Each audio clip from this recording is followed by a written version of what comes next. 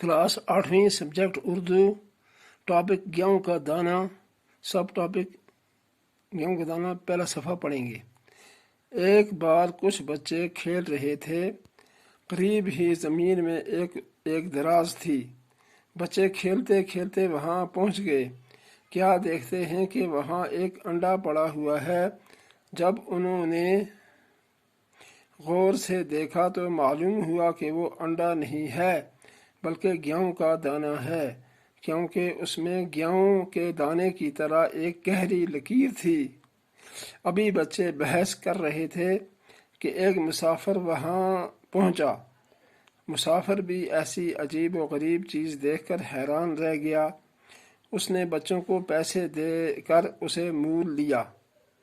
मुसाफिर उसे शहर में ले गया। वहां पहुंचकर उसने उसे वहां के राजा के हाथ बेच दिया। राजा ने फौरन अपने अक्लमंद दरबारियों को बुलाया और ये गेहूं नमा अंडा दिखाकर कहा, बताइए ये क्या है, गेहूं का दाना है या मुर्गी का अंडा।